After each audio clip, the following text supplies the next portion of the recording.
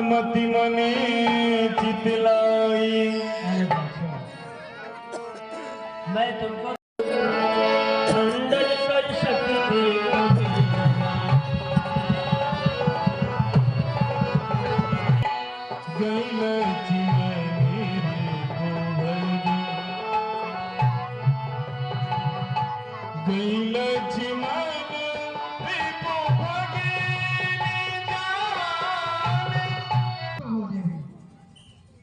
मैं आपकी क्या सेवा कर सकता हूँ? सेवा करनी है। मैं आपसे कहना क्या चाहती हो? मैं आपसे विवाह करना चाहती हूँ। आप मुझसे विवाह कर लीजिए ना। देखिए मैं कितनी सुंदर हूँ। नहीं देवी, ऐसा कभी नहीं हो सकता है। ये देवी सुंदरी सुनमय वही विवाह कर सकता है जो अपने कुल अपने खानदान को एक नीलज की भांति तिनके की समान ठुकरा दे। वही तुम जैसे लड़की से विवाह कर सकता है। हे सुंदरी, यह बातें करने में तुझको कुछ लाज नहीं आती है? मुझसे यह कहने से पहले पापिनी की उम्र नहीं जाती नहीं। जीवन में हमने प्रथम बार देखी ऐसी नीलज लड़की है। आज का बड़ा असल दिन सर्व तैयारी ऐसी लड़की। ये कुलंकिनी पिशाचिनी, यदि हुआ नहीं है विवाह तेरा, जाकर अपने संरक्षण से कह दे, वह कर दे कहीं ठहर तेरा। हे देवी, यदि तुम्हारा विवाह नहीं हुआ है तो जाओ अपने घर। तुम्हारे पिताश्री होंगे और तुम्हारे ज्येष्ठ भ्राता होंगे। अपने इस प्रस्ताव को उनके सामने रखो। वे अवश्य तुम्हारे लिए कोई अच्छा योग्य ढूंढ करके तुम्हारा विवाह अवश्य कराएंगे। बस ये बताइए, आप इससे विवाह करेंगे ना? नहीं करेंगे? नहीं। ठीक है, मैं भी ऐसे हूँ, ऐसे भी तब किसी आने राम बन गई।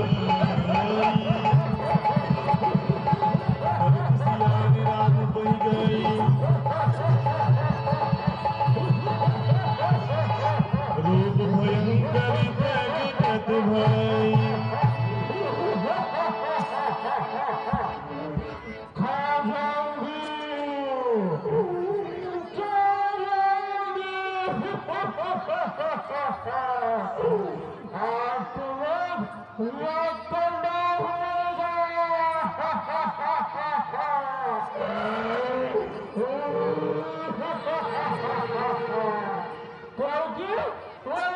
सुंदर लग रही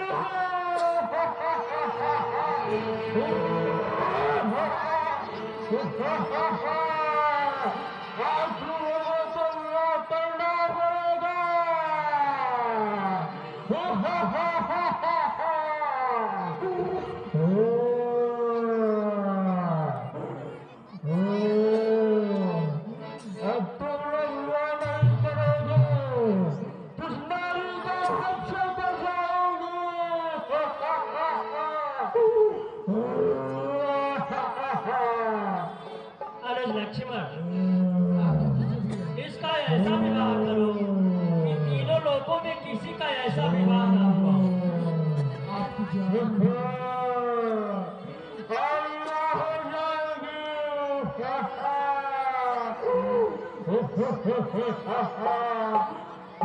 लक्ष्मण यतिला धोसो नाग कान बिन तीन काबे कर रावण को मनो चुनौती दीन। नाग कान बिन भय बिकरारा जन स्वर शैल घेर के धारा।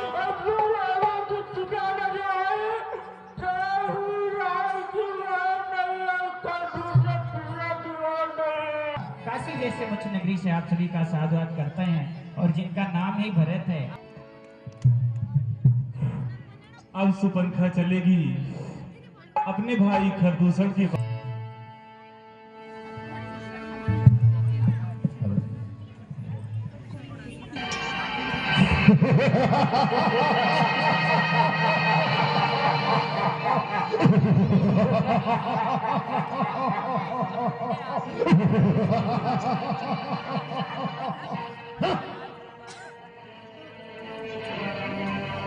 बहादुर नौकानल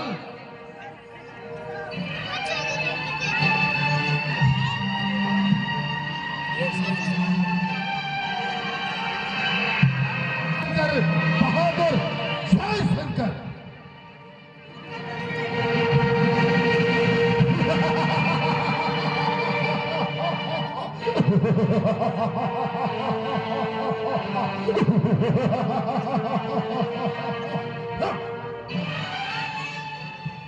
बहादुर नौकानल जी सरकार। वज्रदंत और रक्त प्रिय ताम्र नयन बलवान नौकानल को नाल है।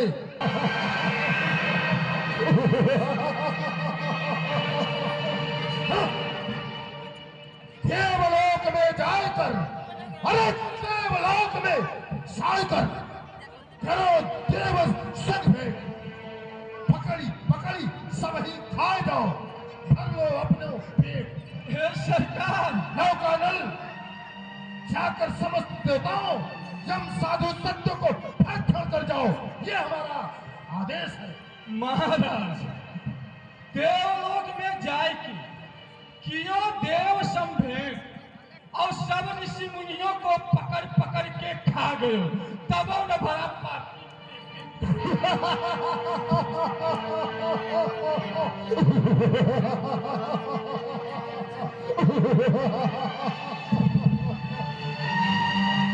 बहादुर जी सरकार। साहस धीरज स्वाभिमान रणवीरों का भूषण है। ना हर साहर गर्दन तर्जन सच्चे योद्धा का लक्षण है। क्यों नहीं सरकार? बहादुर हाँ इसी क्षण हमारे पंचवटी व दंडक बल में ऐसा मुनादी कर दो कि हंसने के सिवाय रोने की आवाज कदाचित नहीं आनी चाहिए। जी सरकार, अभी करता हूँ। सुनो सुनो, हमारे महाराज खरदूषण तीसरा का आदेश है कि दंडक वन में रोने के सिवा हंसने की आवाज नहीं आना चाहिए।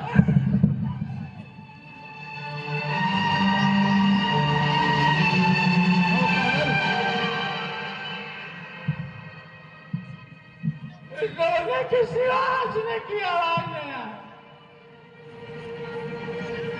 पुनः से इसी क्षण जा और मुनादी लगा के आ, अन्यथा तुझे मृत्यु दंड मिलेगा। नहीं मेरे भाई बाप, नहीं, मृत्यु से बहुत डर लगता है सरकार। जाओ। जी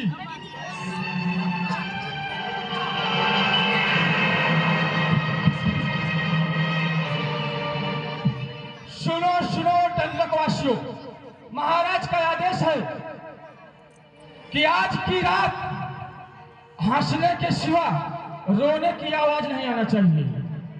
आई मेरे भैया हो,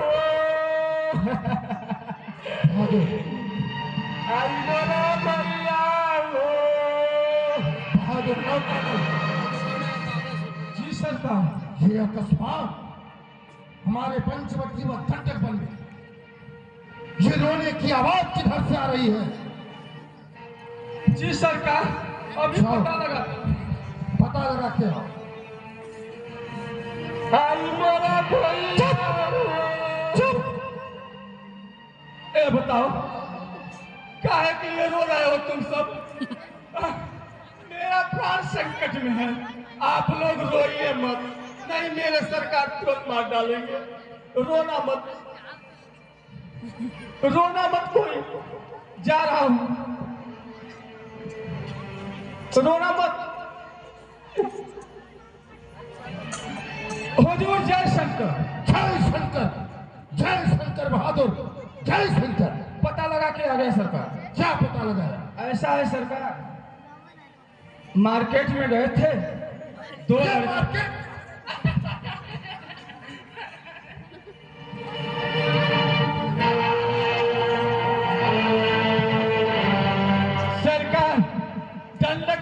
गए थे क्या हुआ? तो लड़के आपस में लड़ गए। तू हमारे दरबार का खिलौना है, इसलिए मैं तुझे बार बार जीवन दान दे रहा हूं। ये नहीं था, एक ही बार में तेरा सर धड़ से अलग कर दूंगा। इधर आ, इधर आ। कौन है ये? कौन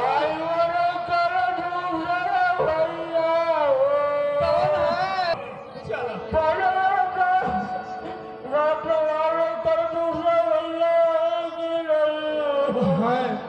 उनके पास चलना है। दर्द हो रहा है।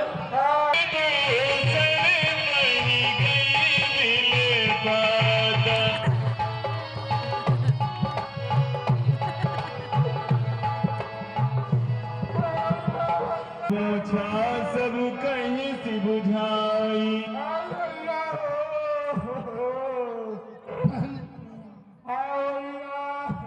बहन सुरपुर है, बोलो भैया, ये तू अपनी कैसी दुर्दशा बनाई है? बता बहन, किसने तेरे नाक और कान का निपात किया है? बता रही भैया, बता रही हूँ। बता बहन। भैया, दंडक में दंडक, पंचवटी में जो बालक आए भैया, अयोध्या के महाराज दशरथ के पुत्र राम आए भैया, उनके साथ एक नारी भी है भैया। नारी के स्वभाव के कारण में मिलने गए भैया, उतने छोटे टंगी ने मेरी नाक और कान के नजारा भैया। जो भी मानव उधर मेरे नाक और कान के प्रतिशोध का बदला हम खरदूसा तीसरा अवश्य लेंगे। परंतु हमारे पंचवटी अर्थात दंडक वन में दो साधारण मानव ने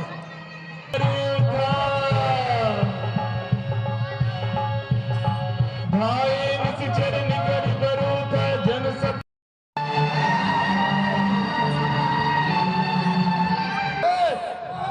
रावण की जय हो। जय शंकर बहादुर, जय शंकर। महाराज धुआ देख खरीदो सन गेरा जाई सुपन खा रावण प्रेरा। नाहत है सच उठाने में। ऐ भवन सुपुरखा, तुम बैठो थोड़ी धीर धरो, तुम बैठो थोड़ी धीर धरो। मैं दंडक वन को जाऊंगा, इस नाक कान काटने का बदला दोनों से यही चुकाऊंगा। ऐ भवन सुपुरखा, जिस बनवासी राम और लक्ष्मण माही मोरे अनुचर कह को नाही। क्या कहा? सुर, असुर, नाव, किन्नर, गंधर्व इत्यादि तीनों लोकों में ऐसी कोई शक्ति नहीं जो स्वयं भाई का दूसर तीसरा का सामना कर सके। परंतु वैसे मारी जिसी मुदत जहवा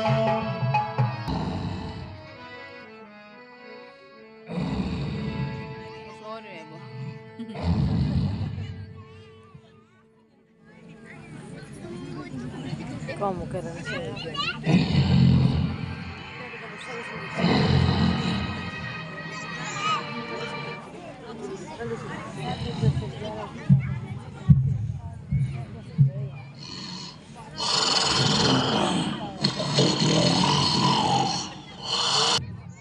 मामा मारे चला जा, सुन लो, मामा मारे मामा मारे।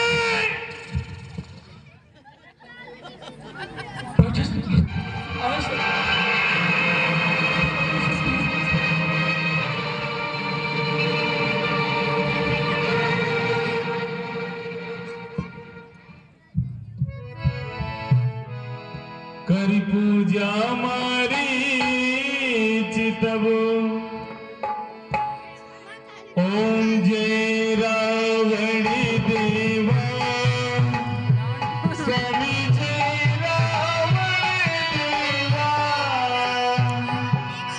आधी रात को वो सुंदर नारी सीता के पास गई तो छोटा तपसी लक्ष्मण ने बहन सुपुरखे के नाक और कान का निपात कर दिया।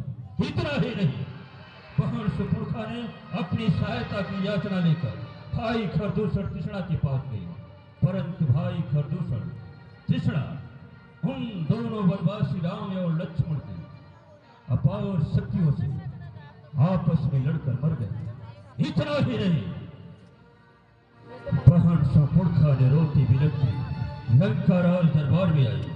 बहन सुपुरखा की दुर्दशा देखकर मैं यह दुखी अर्थात क्रोधी हुआ कि आज कौन ऐसी शक्ति है जो स्वयं लंकाधीश्वर रावण की आन मान सम्मान के साथ खिलवाड़ खेला है। मैंने उसी समय प्रतिज्ञा किया कि जो वनवासी राम और लक्ष्मण ने एक नारी के नाक और कान का निपात किया है, क्यों न उस राम लखन को पहचाना मैं सीता को हर लाऊंगा। मामा मारीच, तुम चलकर उस पंचवटी में एक माया का सोने का मृग बन जा, जिससे वो राम अर्थात वो लक्ष्मण तुम्हें मारने के लिए विवश हो जाए और तुम्हारे पीछे जंगलों में भागने लगे। जिस समय सोनी कुटिया होगी उस समय मैं साधु का रूप धारण कर उस कुटिया के समीप जाऊंगा और उस सुंदर सी देवी सीता से भिक्षा की याचना करूंगा। जब वो सुंदर सी देवी सीता हमारे झोली में भिक्षा डालने आएगी तो मैं उसका हरण करूंगा। महाराज ते ही पुनि कहा सुनहु 10 सीसा तीन रूप चराचरीसा। महाराज कहो मामा मारी, कहा के चलने से पृथ्वी आकाश मौन रहती है और अभी तक आप नारायण को पहचान नहीं सके। वो तो नारायण है महाराज, उनसे आप बैर मत कीजिए। तासो तात बैर नहीं कीजे मारे मरी जियाए जीजे। और हे महाराज, उनसे बैर करना अनुचित है, क्योंकि मैं मरते मरते बच गया हूँ।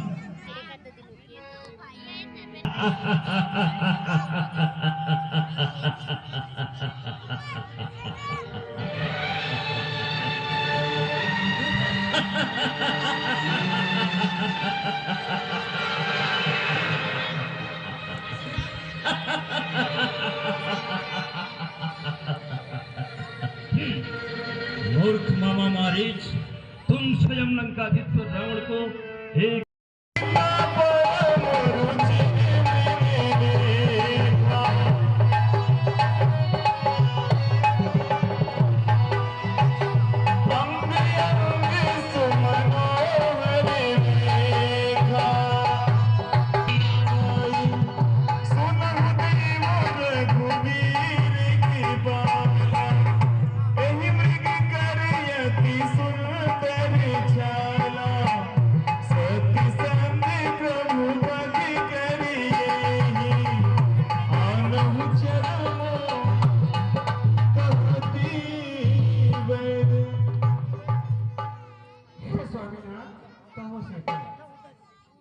जरा उस मृत्यु देखे ना, यह मृग कितना अलौकिक अद्भुत मृग है।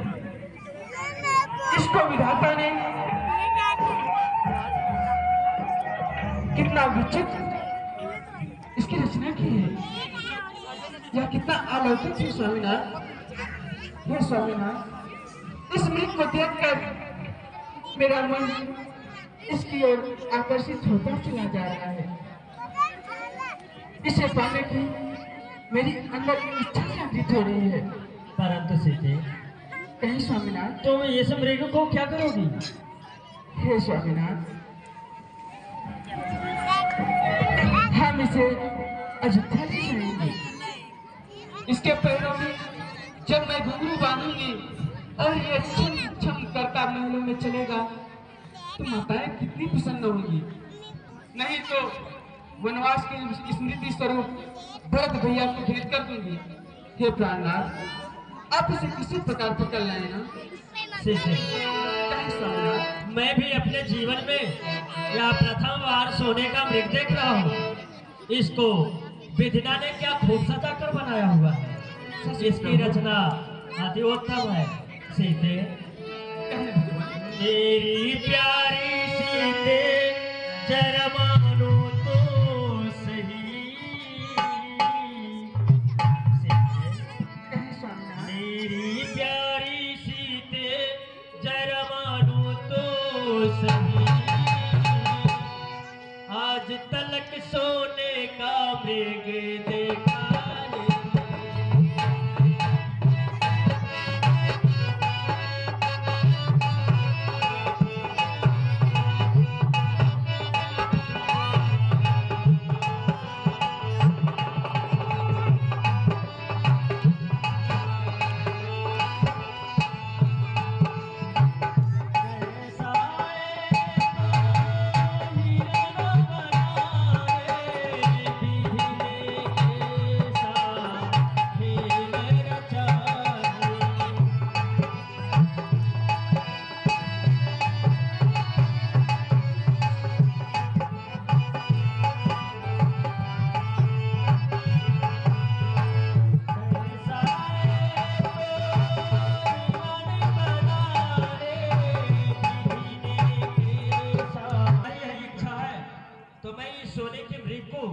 तुम्हें अवश्य सब भेंट करूंगा। प्रभु लक्ष्मण ही कहा समुझाई, फिरत विपिन निश्चर बहु भाई। लक्ष्मण भैया, इस पंचवटी के चारों ओर राक्षसों का कटघोंका रहता है। इसलिए आज मैं सीता के कहने पर इस सोने के मृग को सीता को सफरम भेंट करना चाहता हूँ। अनुज, तुमको मेरी आज्ञा है, किसी भी परिस्थिति में आकर आश्रम में सीता को अकेला कभी मत छोड़ना। क्षमा करें भैया। हे भगवान, आप जाने से पहले थोड़ा सा यह विचार करके सोचे ना भैया। मुझे तो ऐसा प्रतीत होता है कि ये कोई सोने का मृग नहीं। मुझको तो ऐसा लगता है ये कोई मायावी राक्षस है भगवान।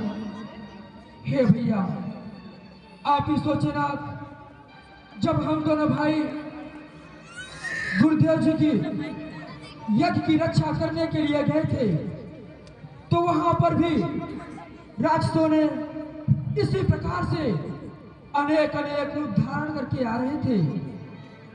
इसलिए इस मृग के प्रतिभावी का मोह कहीं हम लोगों को किसी संकट में डाल दे भैया। हाँ भैया, मुझे तो ऐसा प्रतीत होता है कि यह कोई मायावी राक्षस हो भैया, राक्षस हो। अनुज लक्ष्मण, कहे प्रभु, तुम उसकी चिंता न करो यार। वह राक्षस होगा तो उसकी मृत्यु निश्चित होगी। परंतु तुम एक बात सदा ध्यान में रखना, किसी भी परिस्थिति में आकर सीता को अकेला कभी मत छोड़ना। यही मेरी आज्ञा है। आपकी जो आज्ञा है।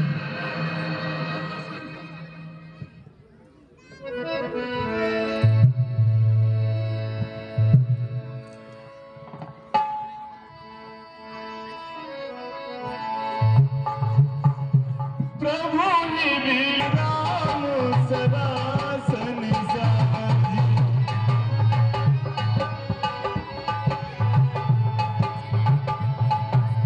भाई राम सरासन साजी।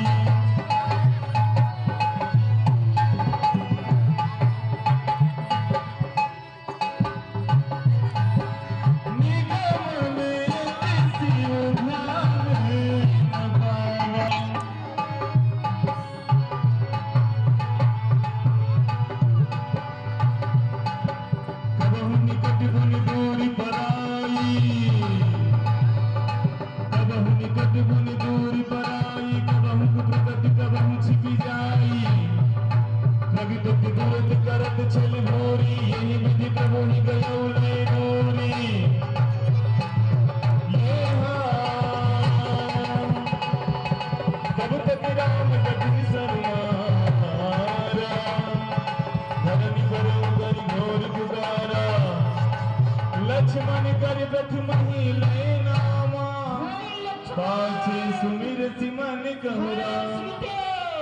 बचाओ बचाओ, हे लक्ष्मण, हे सीता। यह क्या सुन रहा है? यह तो मेरे स्वर में मरते मरते मारीच निकला।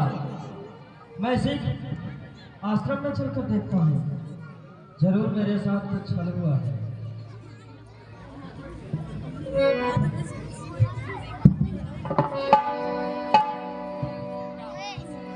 आरती गिरा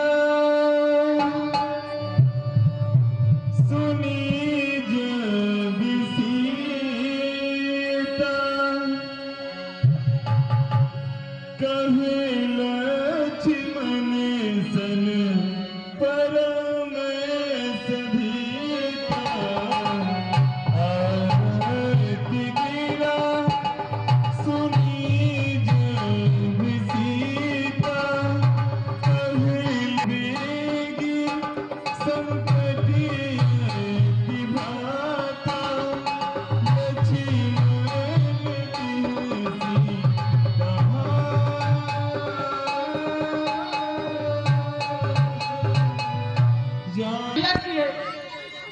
हाँ लक्ष्मण, लगता है उन्हें कई सारे राक्षसों ने घेर लिया है और वे अपनी रक्षा सहायता है हमें पुकार रहे हैं। हाँ लक्ष्मण, तू धीरे धीरे जाकर देखो, रघुराई तुम्हें पुकार रहे हैं।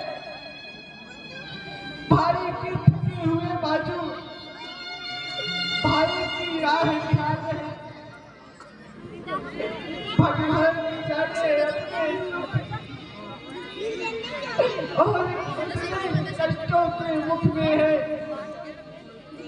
लक्ष्मण, इसमें संदेह नहीं, गणेश के समय मुख में है। सृष्टि नहीं हुई सपने हूँ संकट पर की सोई। जिनके विभूति मात्र से सृष्टि का लय प्रलय में बदल जाता है, भला उनके ऊपर कैसे संकट आ सकता है। आपके स्वामी के ऊपर तो सपनों में भी किसी प्रकार का मां तुम्हें अकेला छोड़ूंगी कर्तव्य नहीं रहेगा। तुम उसे धीरज रखने की बात सिखा रहे हो लक्ष्मण। तुम अपने धनुष और बाण को अपने भैया के सम्मुख उठा करके अपनी वीरता की बड़ी बड़ी ढींगे मारा करते हो, किंतु आज जब सचमुच में वीरता दिखाने का अवसर आया तो तुम्हें गिरे हुए चूहे की भाभी नहीं निकलना नहीं चाहते। ऐसा मत कहिए। बस लक्ष्मण बस, आज तुम्हारे इन वचनों से मुझे ऐसा आभास हो रहा है कि तुम हमारे साथ राजमहल में इस वन में केवल और केवल अपने स्वार्थ बसाए हो लक्ष्मण। भाभी नहीं, यह लक्ष्मण, मेरा तो घर से बनियाने का स्वार्थ सिर्फ एक ही स्वार्थ है, मैं अपने भैया की आज्ञा का पालन करूं। बस लक्ष्मण, अब और ये छल भरे वचन ना कहो तो ही अच्छा है। लक्ष्मण, अब तो यह मैं जान गई, यह मतलब का भाईचारा है। घर से वन जो आए हो इसमें अवश्य कुछ स्वार्थ तुम्हारा है। नहीं भाभी नहीं, परंतु लक्ष्मण सच है प्रपंचियों में रहकर सुख पाता नहीं कहीं कोई, और भाई साथक में शत्रु नहीं। यहाँ से गया तो कोई अमंगल हो जाएगा। लक्ष्मण, यदि तुम नहीं गए अवश्य हो जाएगा। नहीं भाभी। लक्ष्मण, जिस स्त्री के पति के प्राण संकट में हो, इससे बड़ा दुर्भाग्य उस स्त्री के लिए क्या हो सकता है। लक्ष्मण, जिसके बस इतना है संतोष मुझे, रघुराई अगर उलंघना दे तुम कह देना निर्दोष मुझे। हे भगवान, अब मेरा आपसे यही विनती है कि जब तक प्रभु श्री रामचंद्र जी इस कुटिया में नहीं आ जाएंगे, आप किसी भी परिस्थिति में आकर अपने इस शरण को इस रेखा के बाहर मत रखिएगा। हाँ भाभी माँ, आप इतना सर्वदा ध्यान रखिएगा। मुझे आज्ञा प्रदान करें भाभी माँ, आज्ञा प्रदान करें।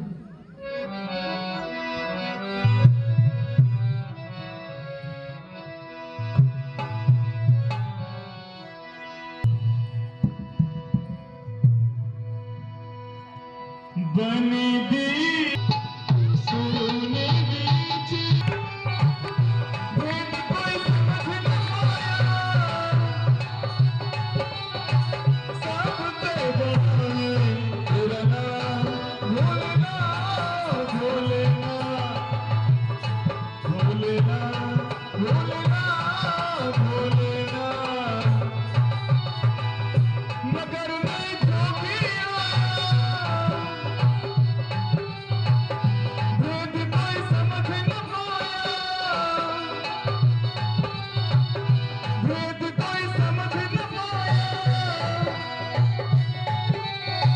सबसे बड़ा है तेरा नाम भूलना भूलना भूलना भूलना भूलना।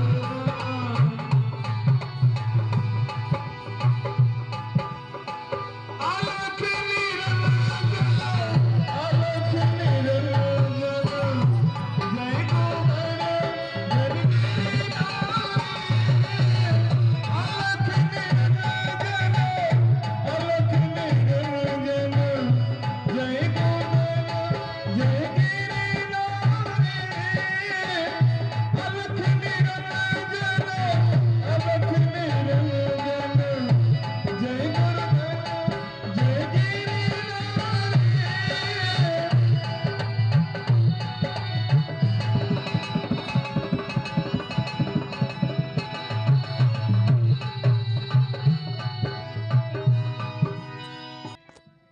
अलख निरंजन।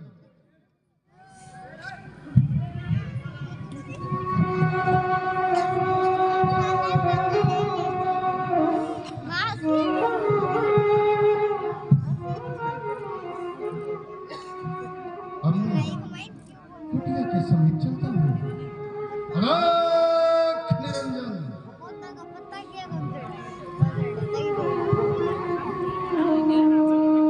हेलो श्रीमान। ब्राह्मण हकमन, कल्याणमस्तु। कहें ब्राह्मण देव, तुम मुझे भोजन कराओ। हाँ देवी। क्यों नहीं बाबा, आप वही ठहरे, मैं आपके लिए यथाउचित भोजन भी कराती हूँ। क्यों नहीं?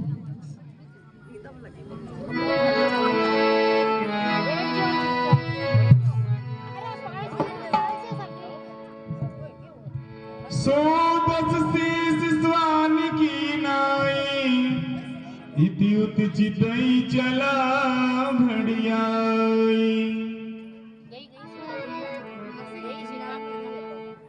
बोचन जाने अब 3 मिनट में ही है रणजी।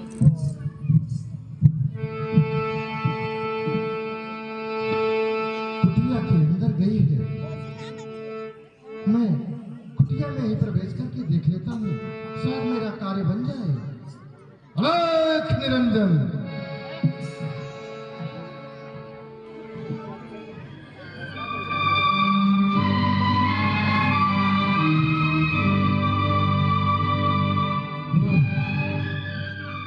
एक बार मैं इधर से भी प्रयास करके देख लेता हूँ, शायद मेरा काम बन जाए।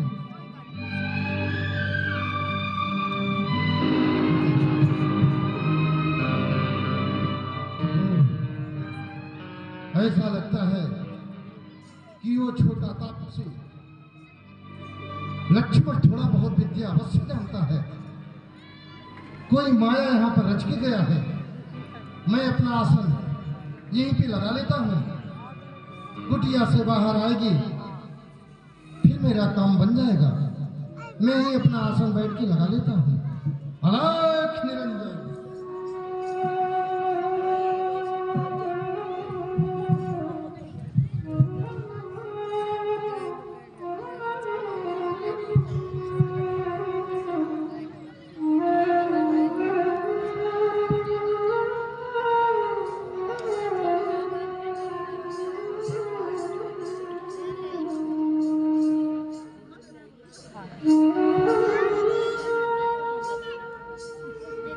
दादा, महात्मा,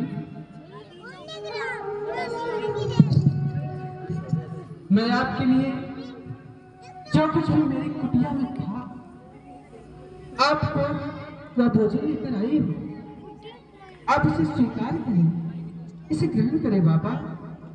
देवी, मैं यात्रा से बहुत थका था।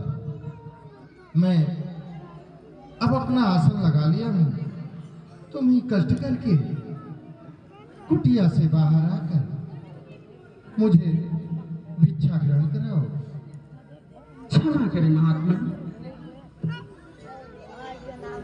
कष्ट करके आपको यहाँ आकर के इस भिक्षा को ग्रहण करना। नाना विधि कर कथा सुहाई, राजनीति भय प्रीति दिखाई। देवी, तुम मेरा अपमान कर रही हो। नहीं महात्मा, मैं आपका अपमान नहीं कर रही हूँ। मुझे साधारण ब्राह्मण समझ रही हो। मैं साधारण ब्राह्मण नहीं हूँ। मैं त्रिकालदर्शी हूँ। मैं सब कुछ जानता हूँ। तुम्हारे पति राम एक मृगा के पीछे भागा चला जा रहे थे और उस मृगा ने तुम्हारे पति राम को आघात किया है। तुम्हारे पति श्री राम इस समय मूर्छित अवस्था में है। तुम्हारा देवर लक्ष्मण भी उनके पीछे जा रहा है। यदि तुम मुझे भिक्षा नहीं दोगी तो मैं तुम्हारे पति को श्राप दे दूंगा। आप थोड़ी सी और आगे। कुछ क्षमा करें। ना कोई साधुवती, ना कोई देव तेरे सामने खड़ा 20 भुजा दस्सी। तब रावण निज रूप दिखाया, वही समय जब नाम सुनावा।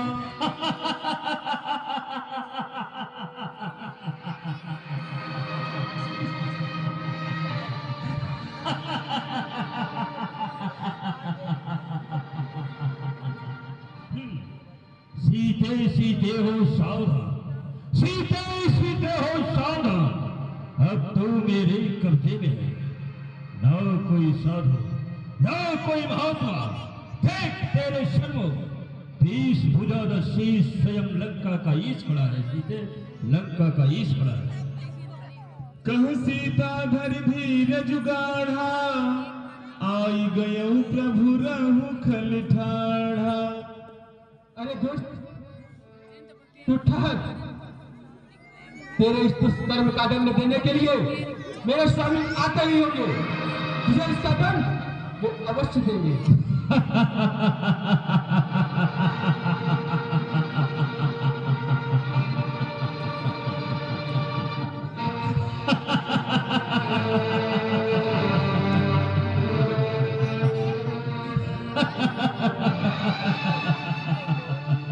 हे देवी सीते, हो वनवासी राम, अब तक पर्वतों के पत्थरों पर सर पटक कर मर गया होगा। उस वनवासी राम को तू भूल जा। तू इस घास फूस की झोपड़ी में अपने जीवन को व्यर्थ व्यतीत कर रही है। तुम्हें तो एक लंका की महारानी बनना चाहिए था। मैं तुम्हें वचन देता हूँ कि एक बार तू हमारी लंका की ओर चल। मैं तुम्हें लंका की सारी पटरानियों को तुम्हारे चौड़ों में तुम्हारा सेवा करने के लिए भेंट कर दूंगा। इतना ही नहीं, महारानी मंदोदरी भी तुम्हारी सेवा करेगी। हाँ सीते, हाँ। हे दुष्ट रावण, तू क्या सोचता है? तू अपने यश और वैभव का बखान करेगा और यह सीता तेरे साथ चल देगी? हे रावण, यह तू अपनी और अपनी राक्षस जाति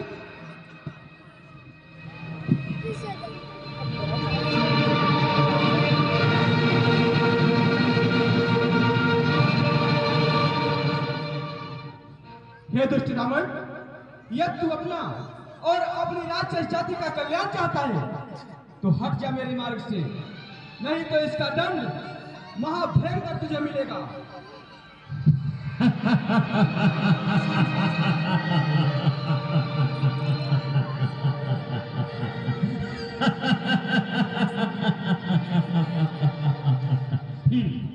हे देवी सीते, जो एक बार नारी अपनी मर्यादा की रेखा को पार कर जाए फिर रेखा के अंदर जाना मुश्किल हो जाता है। तुम अब लंकाधीश्वर रावण के सम्मुख खड़ी हो, अब तुम्हें छूना भी कितना बड़ा अपराध है, इसलिए तू अपना कल्याण चाहता है तो हट जा मेरे मार्ग से, नहीं तो तेरी लंका सहित तेरा सर्वनाश हो जाएगा रावण, सर्वनाश हो जाएगा। हट जा मेरे मार्ग से। कदापि नहीं सीते, कदापि नहीं। क्रोधवंत तब रावण लीन सिरक बैठा,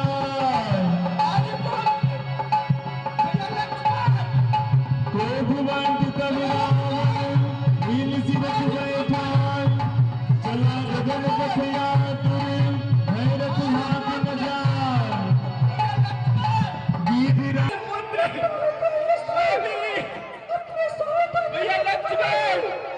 कोई दुष्ट से मेरी सहायता करे, ये तो पुत्र सीता की आवाज लगती है। आवत देग पितांत समाना, फिर दस गंधर कर अनुमाना। क्या कहो? एक तो आवाज पक्षीराज जटायु की लगती है।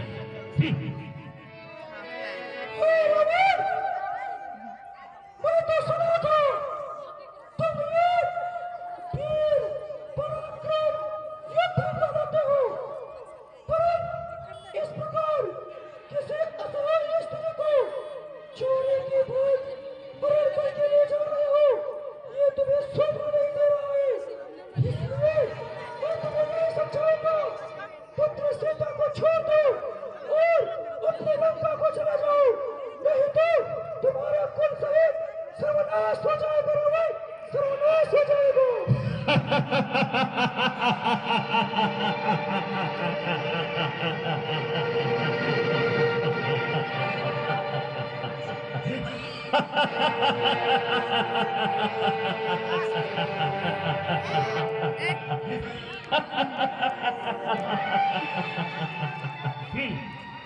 मूर्ख जटायु, अब तू बूढ़ा हो चुका है, इसलिए जा किसी पेड़ की डाल पर बैठकर विश्राम कर। मैं बुद्धा अवश्य हो गया हूँ, परंतु तुम जैसे अभिमानियों का मान अब भी भंग कर सकते हो। तुम मेरे जीते जी पुत्र सीता को नहीं ले जा सकते रावण, नहीं ले जा सकते। वाह मूर्ख जटायु वाह, जब तुझे अपनी शक्तियों पर इतना ही अभिमान है तो सावधान हो जा। क्रोधा दुर्धावा,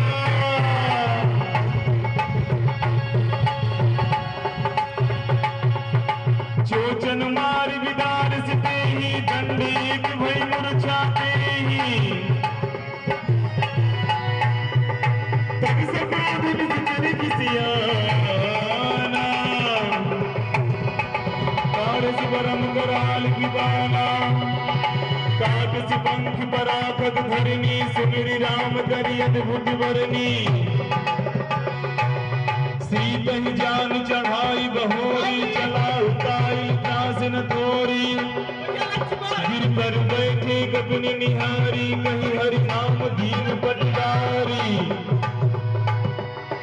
गिर पर बैठे गगन निहारी, कहीं हरि नाम दीन पटदारी।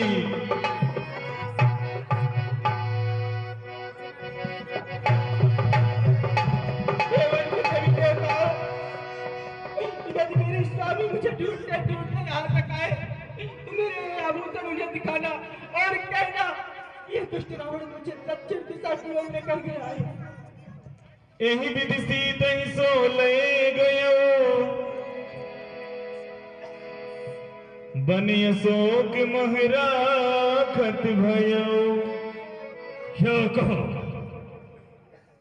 इस सुंदर सी देवी सीता को इस समय लंका के राजमहल में ले जाना हमारे लिए उचित नहीं होगा, क्योंकि मुझे ब्रह्मा द्वारा श्राप मिला है कि ब्रह्मा मुझे श्राप दिया है कि असुर सम्राट त्रैलोक विजेता रावण यदि तो किसी यबड़ा अर्थात पराई नारी को उसके इच्छा विपरीत कोई कार्य करता है तो तेरे ये 10 मस्तक चूर चूर हो जाएंगे, परंतु नहीं, इस देवी सीता को लंका के अशोक वाटिका में ठहराना मेरा धर्म करता है।